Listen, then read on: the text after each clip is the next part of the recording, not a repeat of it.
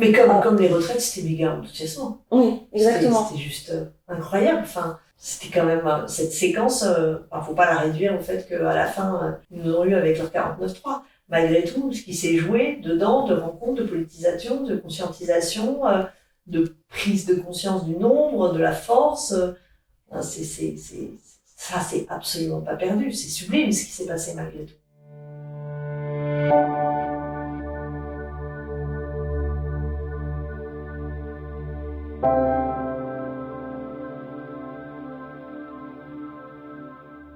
Mathilde, bonjour. Bonjour.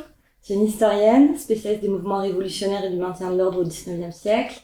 Tu es également féministe et engagée dans tes travaux où tu portes une perspective féministe sur tes objets d'études. Tu es par ailleurs membre du comité d'histoire de la ville de Paris et puis également engagée sur les applications Twitter et Instagram où tu fais des vulgarisations historiques et des prises de position politiques. On a l'habitude dans cette chaîne de toujours commencer par une question d'actualité et vu que tu t'intéresses aux mouvements sociaux, la première question c'est de savoir avec ton regard d'historienne quel regard tu portes sur le mouvement qui a eu lieu, la mobilisation contre la réforme des retraites. Alors c'est difficile parce que de séparer la casquette militante et historienne parce que d'autant que le propre de l'histoire, c'est quand même de travailler sur des objets anciens, moi qui plus est du 19e siècle, à partir de sources très variées. Et là, c'est le mouvement des retraites, on s'en rappelle, et j'étais très mobilisée dans le mouvement des retraites. Donc si vraiment c'est à l'historienne qu'on pose la question, ce que je peux dire, c'est que c'est un mouvement qui a été massif. Je pense que tout le monde s'est rendu compte de l'importance de ce mouvement, mais je ne sais pas si on l'a suffisamment mesuré. C'est-à-dire qu'il n'y a jamais eu autant de monde dans les manifestations et autant de manifestations depuis qu'on compte les gens dans les manifestations. Donc c'est vraiment considérable, avec des répertoires d'action très variables. Moi, j'aime bien regarder les répertoires d'action dans les mouvements sociaux. Et là, on a un super panel avec une présence très intéressante dans un mouvement social, justement, de la question de la place des femmes. Et elles s'y sont sans doute pas forcément plus invitées, mais elles y ont été plus entendues et plus montrées que dans d'autres mouvements sociaux. Parce que il y a toujours une présence des femmes dans les mouvements sociaux, mais en général, on ne sait pas ce qu'on présente. Alors que là, il y a une imposition de la question féministe et dans les conséquences que la loi va avoir, mais aussi dans la présence dans l'espace public. Donc ça, j'ai trouvé ça particulièrement intéressant et plutôt positif.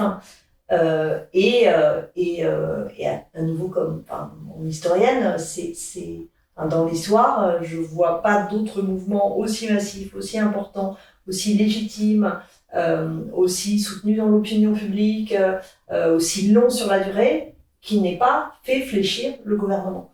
Et ce refus d'entendre ce mouvement et ce blocage démocratique qui a pu se manifester par le recours au 49.3 et autres éléments tirés de la Constitution, et en fait sans précédent, parce que normalement, ce que je dis souvent, dans une démocratie, le mouvement aurait dû gagner. Et ça, moi, ça m'a vraiment marqué, en fait. Parce que des mouvements sociaux de cette ampleur, historiquement, ça marche. C'est vrai que face au manque de légitimité populaire d'Emmanuel Macron, on a l'impression que, du coup, la seule manière de continuer à mettre en place ces réformes, c'est de le faire par la force. Donc, autant au niveau avec l'éventail démocratique, en tout cas l'éventail des possibilités juridiques qu'offre la Constitution et la loi, mais aussi par la force. Et on a souvent l'image qui est donnée dans les médias d'un Macron qui a plus que la police pour le protéger. C'était déjà l'image qu'on a eu au moment des Gilets jaunes. C'est une image qui revient là au moment de la mobilisation contre la réforme des retraites, suite à ces dénis démocratiques que tu as soulignés. Est-ce que y a eu d'autres moments historiques dans des démocraties ou des régimes qui se réclament comme tels,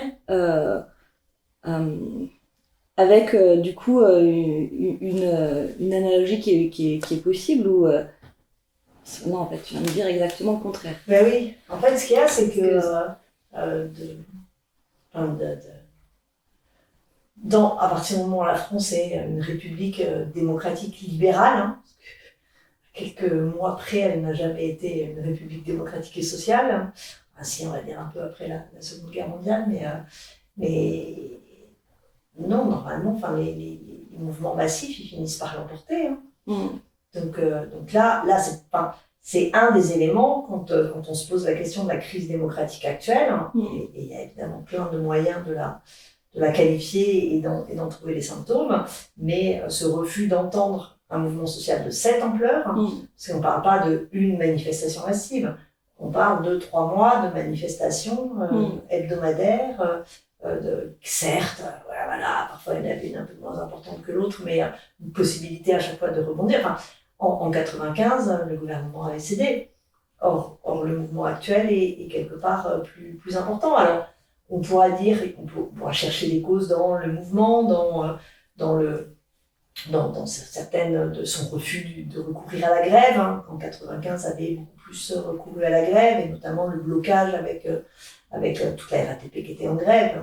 Mais c'est évidemment, le mouvement social va devoir se poser la question de l'échec de ces répertoires d'action.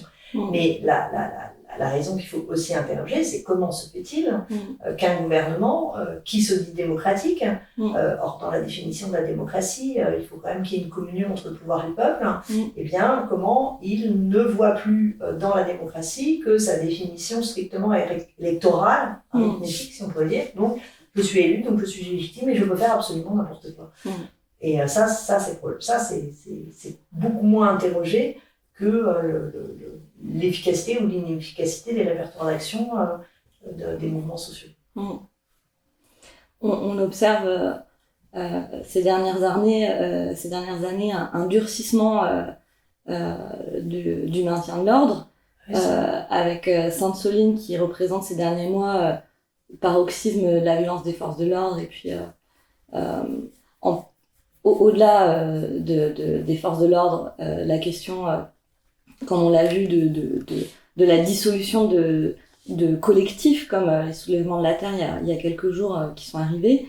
Donc c'est un durcissement qui est autant sur de violence physique que sur le repas, enfin l'institution, enfin il y a tous les éléments de la répression, c'est-à-dire qu'il y a la répression policière, il y a la répression judiciaire, et il y a la répression légale et l'atteinte aux libertés publiques. Donc il y a vraiment tout le panel quand on étudie la position répressive, l'arsenal répressif d'un régime, on regarde les 3 choses. Et là, on coche les 3 cases. Et je me demandais, du coup, avec une perspective historique, est-ce que tu pourrais revenir sur une évolution du maintien de l'ordre sur le long terme? Est-ce que ça fonctionne par des cycles de répression, est-ce qu'il y a des schémas qui se dégagent, et à quoi c'est lié s'il y a des schémas, du coup? Alors, je vais essayer de le faire court parce que forcément c'est très long. On va dire que déjà la question se pose à partir de la Révolution française, parce que c'est à partir de la Révolution française que l'État, qui prend cette différente, enfin voilà, il y a plusieurs régimes aussi dans la Révolution française, mais à partir de 1789, et la question a été posée à plusieurs moments, se pose la question du recours à la force, de la légitimité du recours à la force, de l'organisation de cette répression. Alors que la monarchie se posait aucun problème, il tirait dans le tas, puis point barre, et puis personne n'allait demander quoi que ce soit sur le maintien de l'ordre dans le régime démocratique.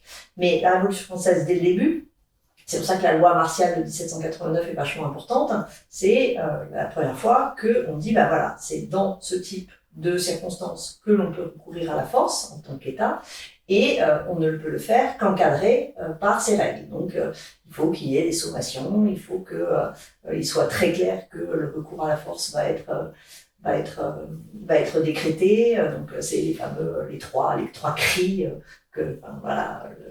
force à la loi, partez si vous ne voulez pas, je me souviens plus par cœur, et le drapeau rouge, qui à la base est le drapeau de la loi martiale et pas le drapeau des sans-culottes avant d'être celui des communistes. Et donc voilà, c'est la première fois, on se dit, merde, un État, certes, il a des forces armées, elles sont d'ailleurs bien armées, mais il ne peut pas recourir complètement et sans aucune règle à dans n'importe quelle condition à la force et possiblement à une force létale, quoi. Et c'est aussi le moment où c'est normal, puisqu'on vient de mettre fin à la monarchie et on considère que le souverain est désormais le peuple, alors on ne tire pas sur le souverain, finalement, aussi facilement que ça.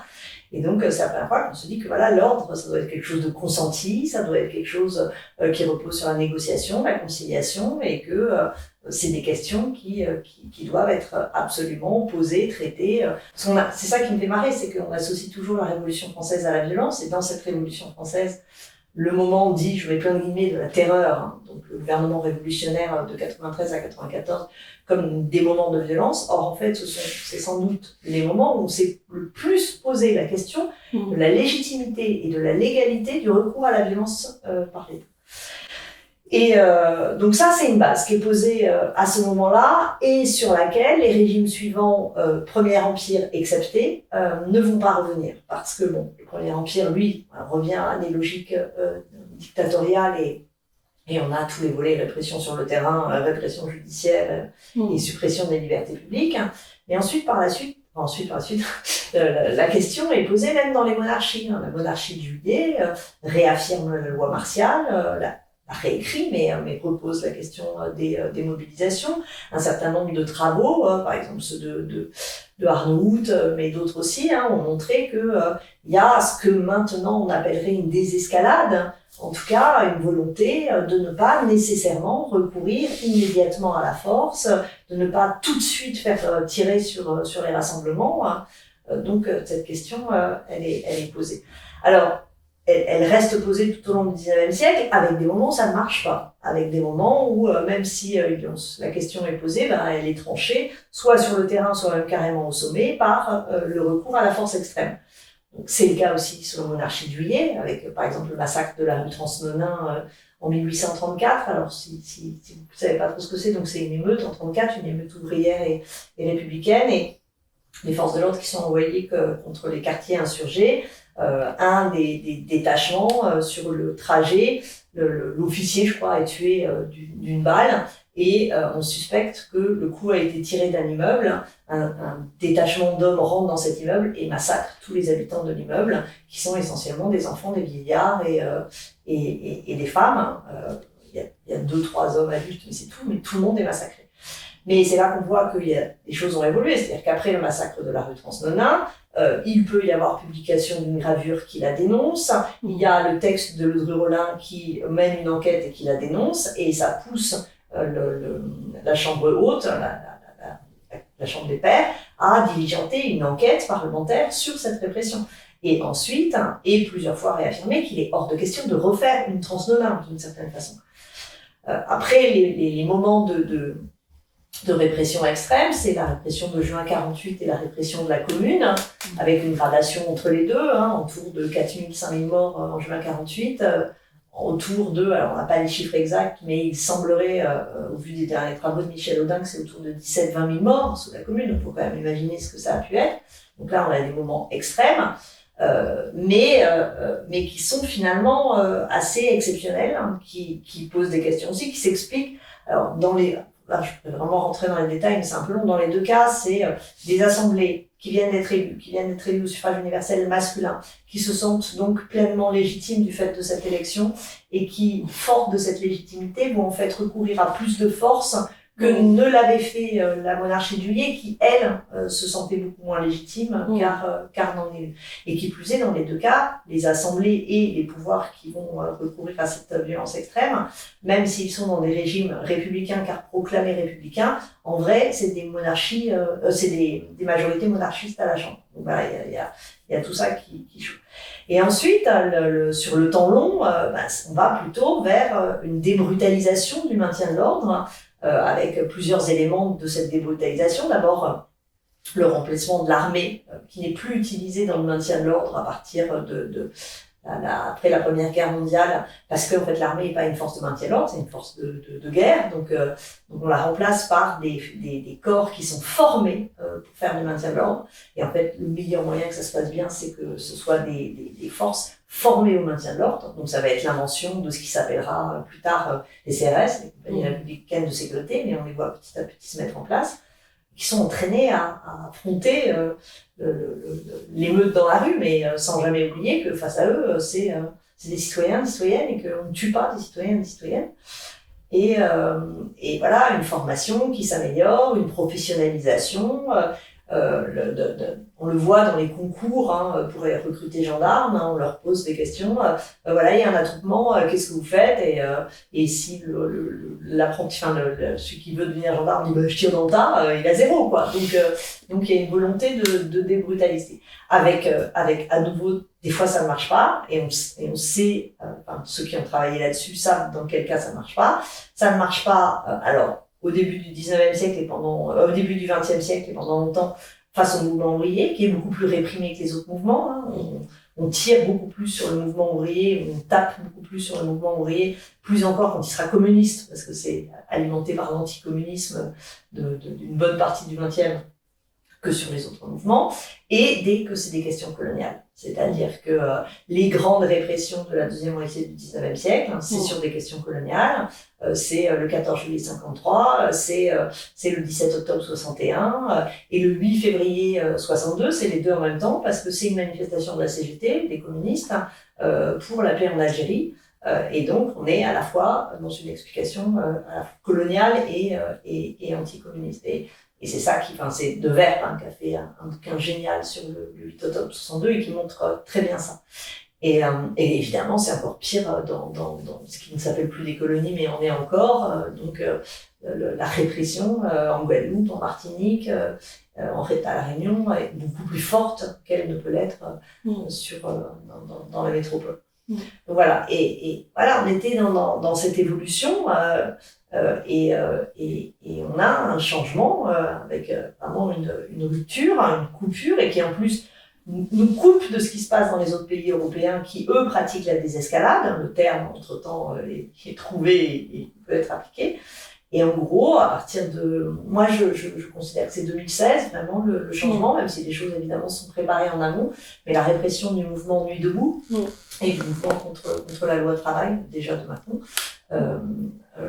montre que, voilà, on commence à nasser, on commence à tirer de façon dangereuse, on commence à avoir beaucoup plus de répression et sur le terrain et judiciaire, et ça va ne faire qu'aller en s'aggravant, le mouvement des Gilets jaunes étant encore plus réprimé. On a pu croire au tout début du mouvement retraite, avec la démission de l'Allemand, qu'on était retourné finalement à un système de maintien de l'ordre plus qui nous renvoyait à l'avant 2016. D'ailleurs, plusieurs journaux sont félicités. Il y avait quand même des violences, c'était pas absente, mais moi, je me souviens, les copines, elles sont revenues avec les gamins en manif. Moi, j'avais pas vu les gamins des copines en manif depuis très longtemps. Et là, les premières manifs retraites, les gamins ressortaient. On n'était plus entourés de forces de l'ordre. Il y avait pas toutes ces blessures qu'on a après. Et il y a eu un changement avec le 49.3. Qui s'explique d'abord parce que de fait le répertoire d'action a changé, mais aussi parce que il y a eu un changement dans les dispositifs de maintien de l'ordre et que la foule pourtant pacifique place de la Concorde a été chargée, massée, et ce changement a activé l'apparition en face de répertoire d'action violent. Comme je le disais du coup tout à l'heure, et comme tu revenais sur le sujet, tu es spécialiste des mouvements révolutionnaires. Je voulais t'interroger parce que L'attente d'un grand soir, c'est une des fictions de gauche, en tout cas d'une certaine gauche, même si évidemment cette image d'un grand soir qui va tout résoudre pour être remis en cause, et qu'on sait très bien qu'il n'y a pas de processus révolutionnaire qui va mener à l'abolition de l'ensemble des privilèges, et on l'a bien vu, et toi tu l'as bien démontré que les femmes ont été exclues des acquis révolutionnaires. Mais ce qui m'intéressait, c'était de savoir si tu avais des pistes de réponse sur pourquoi à un moment ça explose et pas un autre, et ça reste à l'état d'une lutte de mobilisation, de protestation, et ce possible, quand ce qui provoque l'étincelle semble assez mystérieux, quand l'impossible devient probable, disait Trotsky. Qu'est-ce qui porte pour toi dans les différentes révolutions que tu as pu étudier des germes? Quelle similarité tu peux faire entre plusieurs moments révolutionnaires dans plusieurs pays? Alors moi, j'ai travaillé sur la révolution du 19e siècle, on est dans des contextes particuliers, qui sont pas exactement les mêmes que ceux des révolutions du 20e, mais pour avoir lu des choses sur les révolutions du 20e, il y a quand même des trucs qu'on peut retrouver un peu. Disons que l'étincelle, puisque c'est la métaphore maoïste, pour qu'elle marche, il faut que la plaine soit sèche. Donc il faut que il y ait d'abord tous les éléments qui assèchent la plaine. Ce qui assèche la plaine, d'abord, il faut que les révolutions, elles n'arrivent que quand les pouvoirs en place sont faibles. Il n'y a aucune révolution qui a renversé un pouvoir en place fort, légitime, soutenu. Donc il faut que le pouvoir soit affaibli. Peut être affaibli parce qu'il a un manque de légitimité, parce qu'il n'arrive pas à régler une crise sociale importante, parce que souvent c'est un pouvoir qui a perdu en fait le soutien non seulement des classes populaires, mais aussi d'une partie des élites qui normalement doivent le soutenir. Donc ce type des États fragiles, et plus il est fragile, plus la révolution est rapide et moins elle est violente. Parce que ça se casse la gueule tout de suite, et en fait, il n'y a pas trop besoin de tirer sur le pieu pour faire référence à la chanson Il tombera, il tombe. Donc, vous la connaissez ou pas? Non. C'est une chanson catalane et qui, je vais pas la chanter parce qu'en plus elle est en catalan, donc je connais pas bien. Je peux pas la chanter en catalan, mais en gros c'est on est tous à tirer sur le pieu et plus on tirera, au bout d'un moment il tombera. Bon, si le pieu est mal enfoncé, il se pète la gueule tout de suite. La révolution des œillets, le régime salazariste était tellement fragilisé que 2 jours c'est fini, quoi. Bref. Donc il y a ça. Et souvent aussi, les révolutions, on se rend compte qu'elles s'inscrivent dans un processus plus long où il y a eu régulièrement des coups de butoir, des moments où on tire sur ce fameux pieu, donc précédés par des mouvements sociaux, alors au 19e siècle plutôt des révoltes, mais qui attaquent, et au bout d'un moment, c'est-à-dire que il y a 1830-1848, c'est les 2 révolutions, mais entre 30 et 48, il y a une émeute, il y a les canuts en 31, une émeute en 32, une émeute en 34, une émeute en 39, un été rouge en 40, où plusieurs villes sont soulevées, des mouvements ouvriers importants au milieu des années 40, et la révolution de 48 intervient après plus d'1 année de mobilisation intense avec des banquets, des écrits, voilà. Et elle est le résultat de ça. C'est-à-dire que c'est jamais un coup de tonnerre dans un ciel serein. C'est-à-dire qu'en fait, toutes les choses sont en place d'une certaine façon. Il faut aussi que la révolution soit pensée. C'est-à-dire que non seulement il y ait à la fois des gens qui écrivent, qui pensent, qui lisent, qui diffusent plusieurs choses. Que le recours à la force peut être quelque chose de légitime. Qu'il y a ce qu'on appelait au 19e siècle le droit par le devoir d'insurrection, mais sinon que voilà, il y a la résistance est quelque chose de légitime et qu'on peut y avoir recours. Et ça se diffuse. On voit dans les révolutions du 19e siècle l'idée que on peut renverser un pouvoir et qu'on est légitime à le faire au nom du droit de résistance à l'oppression. Il arme en fait le passage à la révolution. Il faut aussi que il y ait alors, à la base des livres, des pensées, et puis après une diffusion de ces pensées qui présentent un avenir qui donne envie de renverser le pouvoir pour aller vers un autre avenir. Donc il faut des idées d'un autre ordre faut pas seulement un grand soir, faut qu'on ait aussi des journées d'après, quoi, parce que vouloir juste renverser ne suffit pas. Il faut qu'on propose un possible ensuite qui fasse rêver et qui agrège autour de cette idée. Quand tout ça est réuni, la plaine est très très sèche. Après, qu'est-ce qui fait que l'étincelle, pourquoi celle-là et pas une autre, ça c'est toujours un petit peu un hasard. Et puis aussi, il y a quand même, ça peut aussi bien s'arrêter, parce qu'il y a plein de moments où la plaine est sèche et il se passe rien. Si l'État se rend compte de la situation et dit bon allez stop, on arrête de déconner, et on passe à la réforme, parce que la réforme peut peut aussi même aller vers ce possible, ou en tout cas s'en rapprocher et rassurer. Et donc lâcher lest, accepter. Si Guizot en 47 avait proclamé le suffrage universel masculin, évidemment, aucun historien n'est capable de dire il n'y aurait pas eu. Mais voilà, c'est parce qu'il ne lâche pas. Souvent, la révolution, elle naît de l'incapacité de l'État à faire une réforme. Mais quand l'État réforme, en fait, ça désamorce la révolution. C'est bien pour ça que l'Angleterre a une histoire, une fois qu'elle a fait sa propre révolution, mais au 19e siècle, une histoire qui la met un peu à l'écart du siècle des révolutions, parce qu'elle anticipe toujours par la réforme. Donc c'est une chose importante.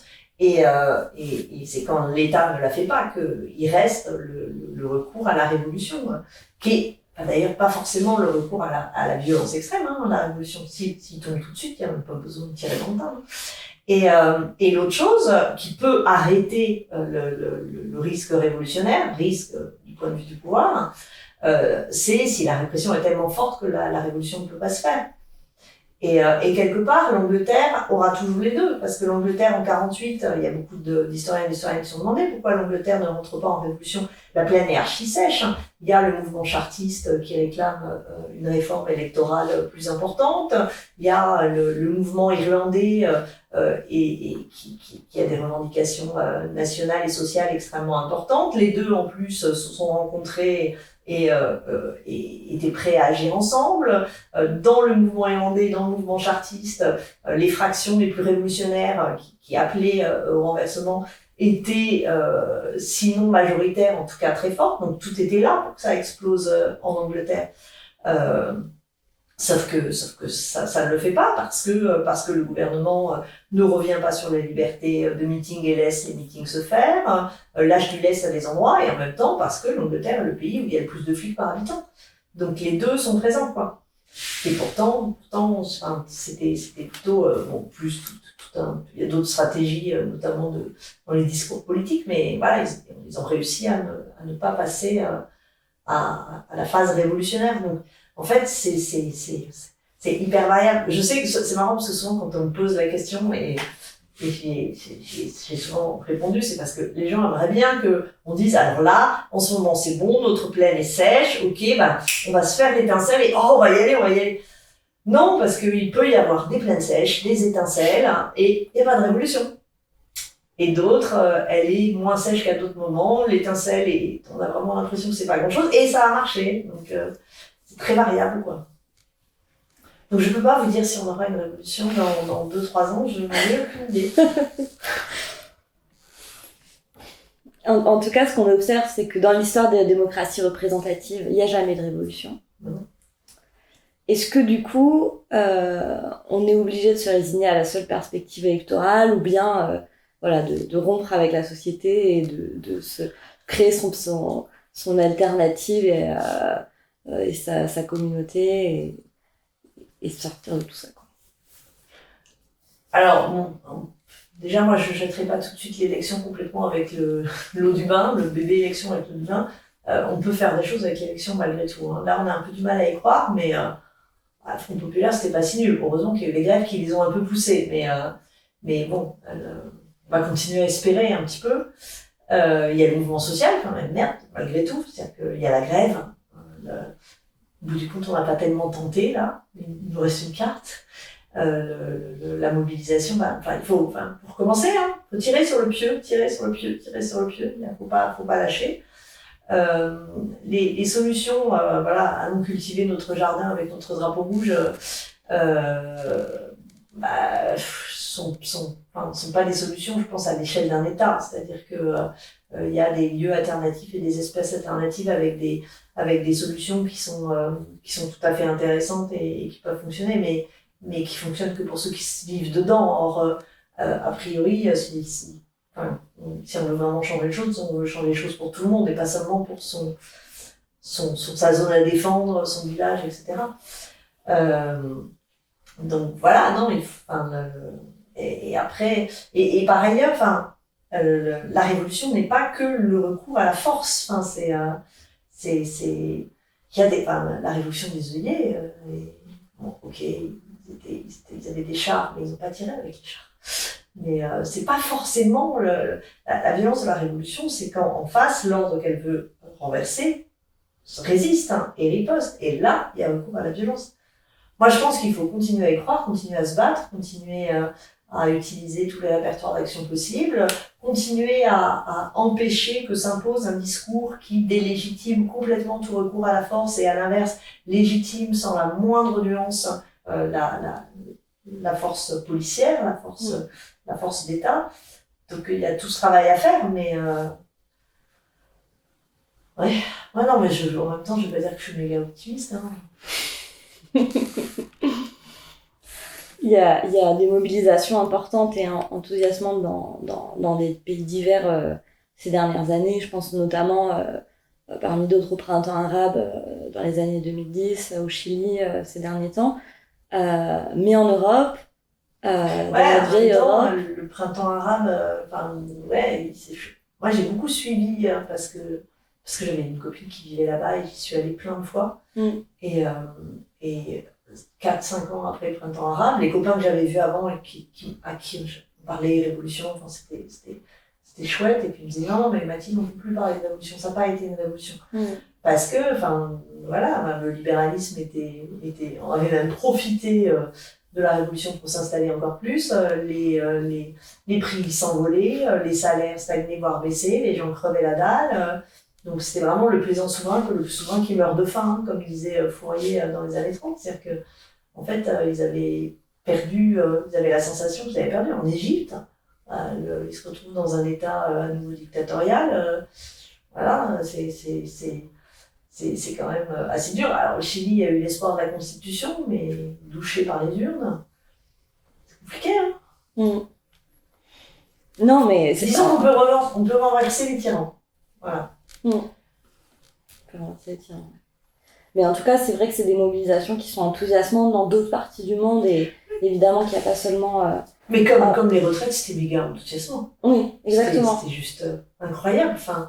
C'était quand même cette séquence, faut pas la réduire au fait qu'à la fin, ils nous ont eu avec leur 49.3. Malgré tout, ce qui s'est joué dedans, de rencontres, de politisation, de conscientisation, de prise de conscience du nombre, de la force, ça, c'est absolument pas perdu. C'est sublime ce qui s'est passé malgré tout. Et c'est ce que j'allais dire, c'est que la France, elle continue d'incarner, moi j'ai l'impression, plus de radicalité que ses voisins par les mobilisations, les manifestations notamment, et comme on le disait sur la question de la réforme des retraites, bien qu'évidemment nous ne soyons pas immunisés contre l'extrême droite comme dans les autres pays européens. Je suis peut-être aveuglée par un récit national de gauche et j'ai peut-être besoin de manière militante de me convaincre, mais j'ai le sentiment que la France, elle porte une forme de spécificité, c'est-à-dire une forme de potentiel révolutionnaire particulier. Qu'est-ce que vous en pensez ? J'aurais dit au 19e oui, maintenant moins quand même. Oui, disons que là on commence à vivre vraiment sur nos acquis qui sont un peu anciens quand même, parce que Après, forcément, hein, la mémoire joue, se réactive. Il suffit qu'on voit une barricade, on pense direct à la liberté guidant le peuple. Enfin voilà, il fonctionne ce roman militant de gauche, si l'on peut dire que ça marche.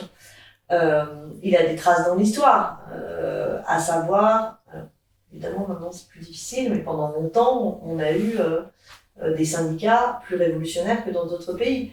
Je veux dire, la CGT est du début du XXe siècle et jusqu'à... Alors, après, je connais moins, mais en tout cas, jusqu'à la Deuxième Guerre mondiale et même après la Deuxième Guerre mondiale, elle est éminemment plus radicale que ne peut l'être son équivalent allemand ou anglais. Hein, donc, là, c'est moins l'histoire, c'est les choix qui sont faits. L'histoire a créé ça, quoi.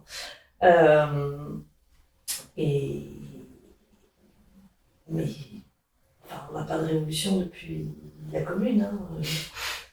Objectivement, je sais pas. En plus, je pense que moi, j'ai quand même l'impression qu'en ce moment, c'est plutôt, enfin, là où il y a le plus de radicalité, c'est plutôt justement en Amérique du Sud, là, il y a plus de choses, notamment sur les trucs féministes. Hein. Ouais. Putain, qu'est-ce qu'on est, nous, ça rame, hein, c'est dur. Hein. Même enfin, pour les questions féministes, vaut mieux être en Espagne que les manifs en Espagne et la conscientisation des féministes en Espagne, elle est plus poussée et plus répandue qu'ici. Hein. Je vais vous amener sur du coup la question t'amener sur la question du coup du roman national et tes prises de position autour de l'histoire. T'as déclaré notamment, je cite, que dire que l'histoire est neutre, c'est une grande arnaque pour faire passer une histoire de droite. T'as étudié notamment le discours de Zemmour et ses approximations historiques, voire ses interprétations, ses mensonges. T'as aussi enquêté sur le Puy du Fou et la propagande réactionnaire qui est véhiculée par ce lieu. Alors dans les deux cas, j'étais pas seule. Hein. Ouais. Contre Zemmour, on était une vingtaine d'historiens à écrire ce tract, et pour le Puy du Fou, on était 4 historiens pour le faire. Et du coup, il y a cette histoire de droite. Moi, je me demandais, c'est quoi faire une histoire de gauche, du coup, pour toi? Et comment tu fais pour concilier une vision politique qui est située et la discipline historique, les faits scientifiques, la méthode? Ça fait beaucoup de questions encore. Bon, déjà, alors, pour revenir sur l'histoire neutre n'existe pas, mais ça, de fait, dans le milieu de la recherche, personne ne considère que la neutralité axiologique a la moindre pertinence. On est tous situés, qu'on soit en géo, en histoire, enfin, de toute façon on est situés. D'ailleurs, l'éthique du chercheur ou de la chercheuse est de savoir où il est situé, pour que ça ne soit pas un biais dans sa recherche. On sait bien que, voilà, en fonction de ça, on va avoir non pas des résultats différents, c'est-à-dire un historien de gauche et un historien de droite qui prendraient les mêmes fonds d'archives en voulant se poser les mêmes questions, trouveraient la même chose. Il faut qu'ils trouvent la même chose. Mais là où il y a bien une histoire de gauche et une histoire de droite, c'est qu'en fait, les historiens ne prennent pas les mêmes fonds d'archives, ils ne se posent pas les mêmes questions. Parce que selon la façon dont on est situé, on ne va pas chercher les mêmes choses. Et donc c'est là que ça joue, c'est dans le choix de ces objets et les questions qu'on se pose. Alors qu'est-ce que va faire un historien de gauche? Moi je préfère dire, c'est le bouquin qu'on a fait avec Laurence de Coq et Guillaume Mazot, l'histoire comme émancipation, un historien ou une historienne qui cherche en fait à faire de l'histoire un outil d'émancipation. En fait, il va travailler et se poser des questions, il va interroger les rapports de domination dans le passé, de même que la géographie radicale interroge les rapports de domination dans le présent et dans l'espace, et la sociologie de gauche interroge les rapports de domination, mais dans le présent. Et donc, voilà, c'est la question qu'on se pose, avec soit en essayant de réfléchir en regardant les dominés, de voir voilà quelle domination ils subissent pour la dénoncer, mais dénoncer, c'est-à-dire que notre but n'est pas de dénoncer, notre but est de la documenter, de voir comment aussi les dominés ont une capacité d'agir, de résistance. Donc dans le bouquin, moi c'est un truc que je reprends souvent, c'est moi qui l'avais écrit et j'aime bien, c'est-à-dire que ça part d'une phrase d'Howard Zinn qui dit tant que les lapins n'auront pas d'historien, l'histoire de la chasse sera écrite par les chasseurs et racontera uniquement le point de vue des chasseurs. Donc il faut d'abord faire l'histoire des lapins, raconter voilà, ce qu'ils subissent, et ensuite il faut faire l'histoire des lapins qui ont un fusil, parce qu'il y a des lapins qui ont un fusil et qui se retournent contre le chasseur. Donc ça, c'est des questions que voilà, les historiens de droite, Verne, c'est pas trop son truc de se demander ce que subissent les esclaves dans les colonies, les colonisés dans les colonies, les femmes dans le couple. Enfin voilà, on va se poser d'autres questions.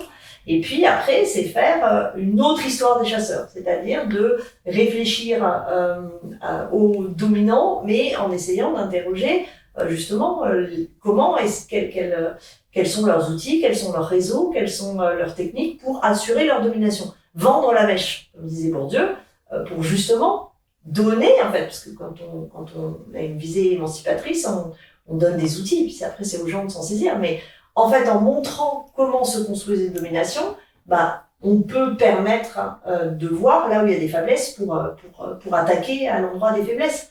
C'est ce que font aussi les Pinsons Charlot quand ils font de la sociologie des ultra-riches.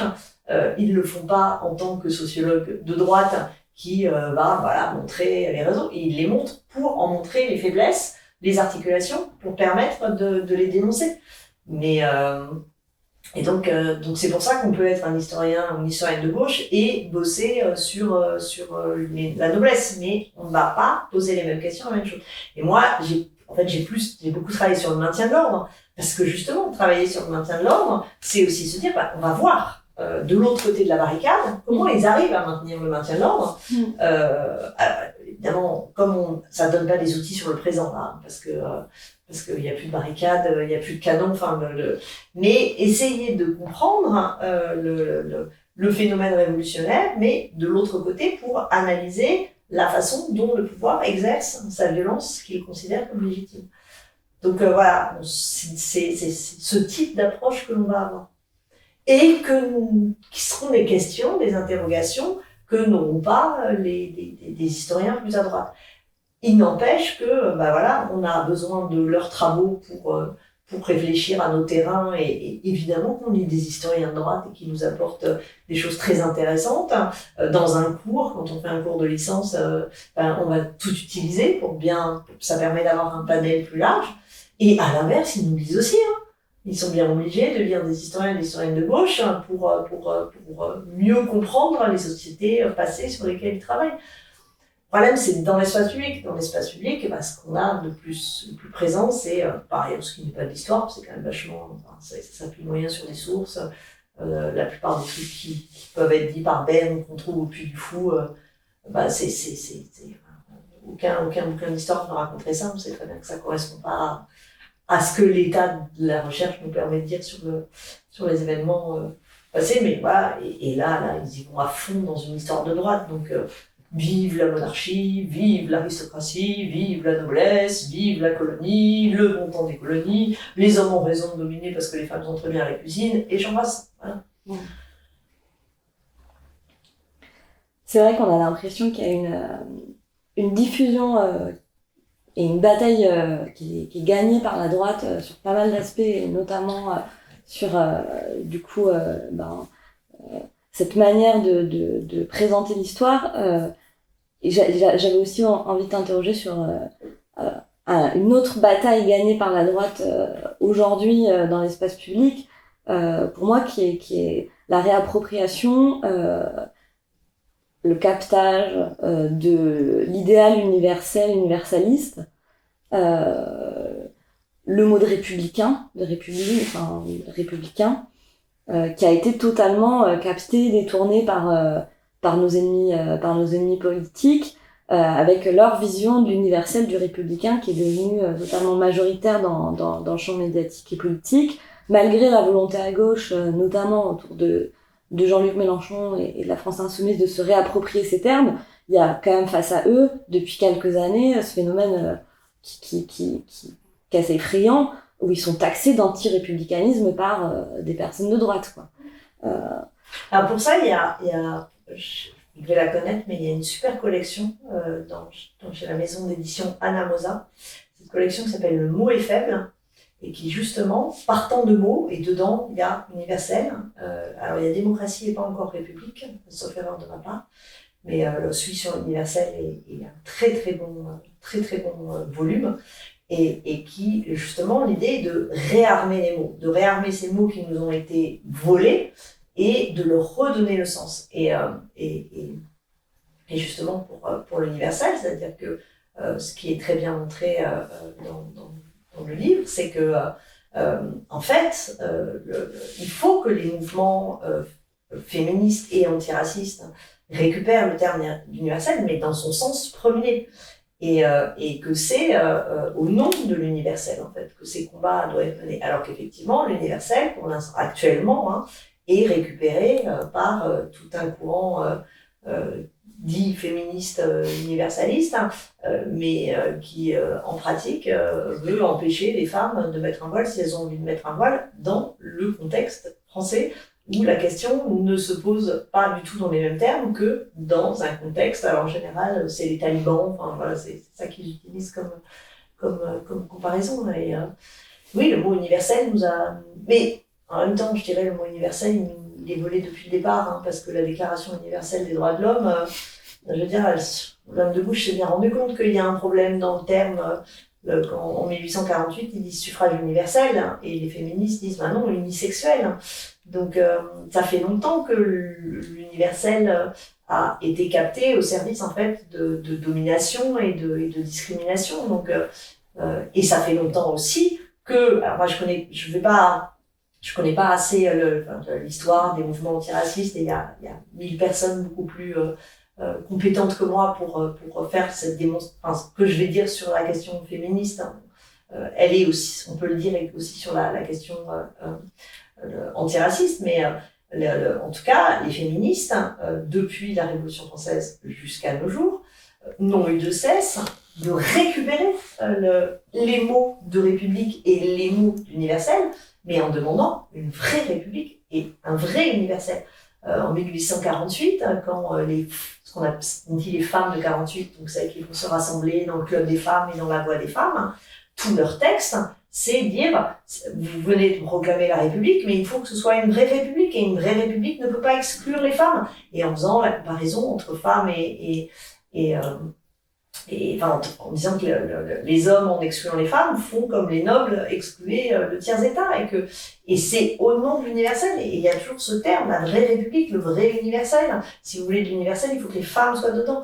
Et donc c'est avec ces mots-là que les femmes se sont battues au XIXe siècle et jusqu'à tard.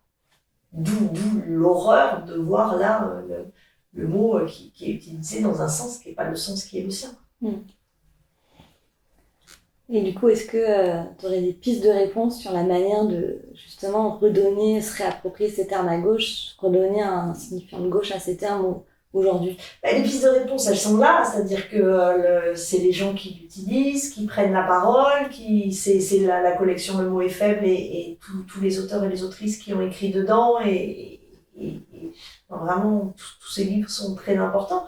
La difficulté, c'est pas ça, c'est que la solution, c'est qu'il faut absolument faire sauter la concentration des médias dans les mains de quelques milliardaires de droite au mieux, d'extrême droite au pire, et qui fait que tout le travail de bataille culturelle qui est fait, qui est important, qui est beau, qui est multiple, en fait, n'arrive qu'à atteindre le reporter ou Mediapart ou Regard ou Politis, mais ne se trouve jamais sur BFM et encore moins CNews, ou alors sur BFM en caution de gauche dans une émission où il y a 10 personnes de droite, et la pauvre personne de gauche n'ose à peine ouvrir la bouche, et de toute façon direct on se fout de sa gueule, donc un dispositif qui empêche de faire ça. Avec toute cette difficulté, c'est que sinon il n'y a personne. Enfin voilà, donc le système médiatique nous coince terriblement, quoi. Et le problème, c'est la solution, c'est qu'il faut l'idéal, ce serait qu'on trouve, je ne sais pas comment, suffisamment de fric pour se créer une chaîne qui soit l'équivalent de CNews de gauche. Bon, là, c'est un peu hypothétique. Et sinon, c'est lutter d'arrache-pied contre Bolloré, contre tout ça, avec les moyens qui sont les nôtres, qui ne marchent pas trop, mais un petit peu quand même.